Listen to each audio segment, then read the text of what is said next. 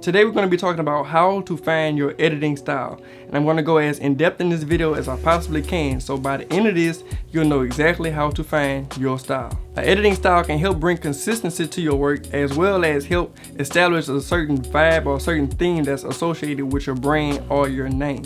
A lot of times people ask, do I edit all of my pictures the exact same way every time, or are there exceptions sometimes, or when to do what, or whatever the case may be. And a lot of times when we think we have it down, we see somebody else's work and it makes us rethink everything.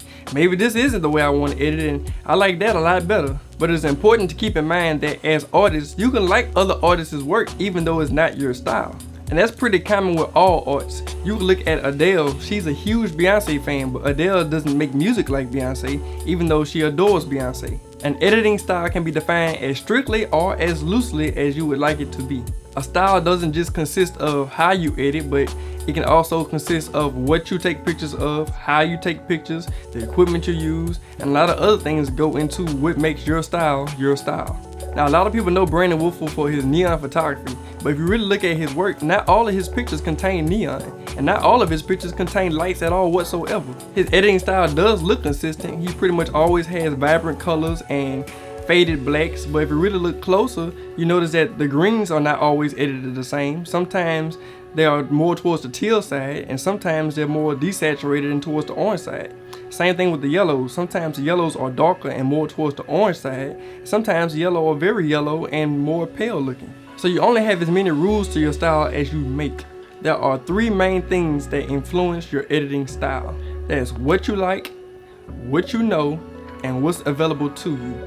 Now keep in mind that none of these things consist of other people's opinions. It doesn't matter what someone else likes. It doesn't matter what someone else says about your work. It doesn't matter about what's trending at the moment. You like what you like. So if you like something that just so happens to be trending and everyone's doing it, don't get discouraged because everybody else is doing it too. If it's what you like, it's what you like. But at the same time, if you're doing something that's not trending and something that's not popular and you're doing it, well, the good thing about that is that your work is now different from everybody else's. So always staying true to what you like and the things that interest you, and always follow that. Now the first point that I made was what you like. You have to determine what is it about a photo that you like. It may be the subject of a photo that you like. So if you like horses and you see a photo of horses, then chances are you're gonna like it. That might necessarily mean the picture is a good picture, but the subject is something that you like. So that plays a big part in you liking a picture. Or it may be the colors and tones of a picture. If a picture is vibrant and colorful and that's what you like, even if the subject is not what you normally like to take pictures of, you like the way the colors pop. Or it may be something technical like the composition of the picture or the lens choice that the person used. If you like portraits with a nice compressed background, then chances are you're gonna like a photo that was taken on an 85mm versus a wide angle 24mm. Now on the flip side of things, you also have to know what you don't like. Knowing what you don't like is just as important as knowing what you like. So when you see a picture that you don't like, identify why you don't like it. Once you know why you don't like a picture, then you can avoid those things in your own work. Let's look at Jessica Kobasi's photos. Most of her photos have a nice earthy tone to them with nice composition, and she shoots wide angle a lot, and I like all of those things. Now because she shoots wide angles, sometimes that messes up the pictures for me. Because when you shoot photos of a person with a wide angle lens, certain angles can distort the body parts and make it look unrealistic, and that's just a look that I'm particularly not fond of.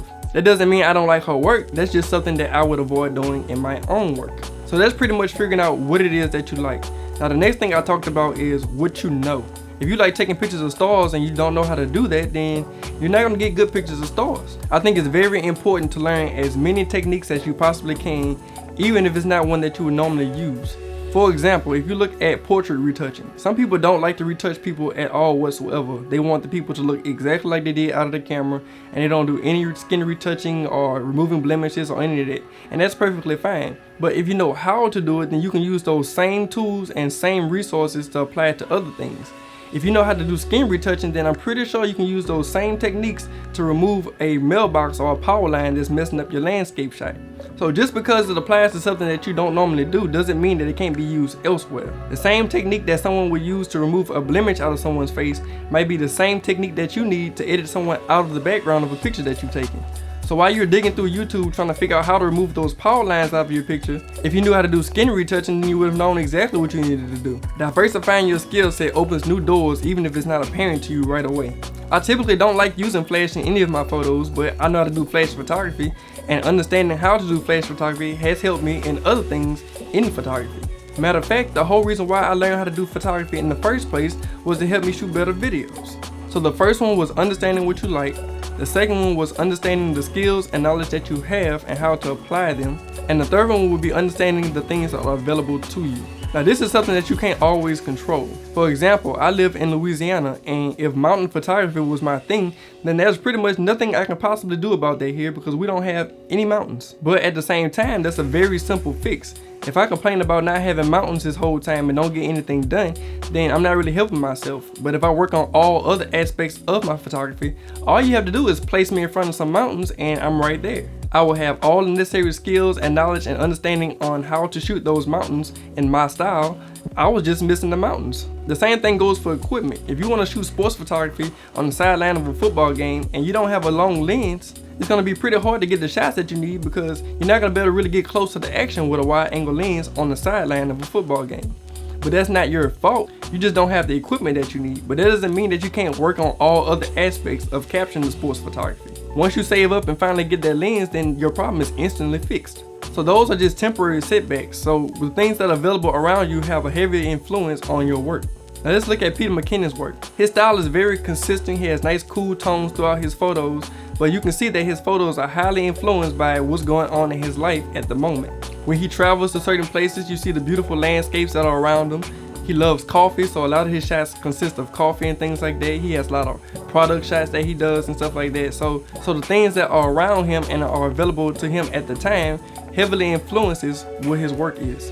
Now, if you look back on all three of those things that I just talked about, you will realize that all three of those things can easily change. The things that you like can change. At one point in your career, you might like vibrant, pretty pictures of flowers, and eventually it might change into liking dark, gritty pictures of alleyways. Your knowledge should definitely change over time, so as you learn how to do more things, that'll open up new doors and really influence your style going into the future, so that can change things around. And like I said a minute ago, the things that are around you and the things you have access to can easily change your style. If you're used to shooting in the deserts of Nevada and then all of a sudden you move to New Zealand, that's going to instantly change your style. So what you like, the things you know, and the things that are around you and available to you can change, which means your style can also change. So at the end of the day, you have to gather the things you like, avoid the things you don't like, and work with the things that you have around you. If you keep doing those things over time, patterns will start emerging and your style will definitely come together. Now it's completely up to you how much you want to lock down that style. You can be very strict with it, or you can let it go free and evolve constantly. You might be taking new types of pictures every month. That's up to you. But whatever it is, that's your style. I hope this video was helpful. If you have any other questions, please comment them down below. Leave me a thumbs up. Follow me on Instagram, and I will see you guys next time.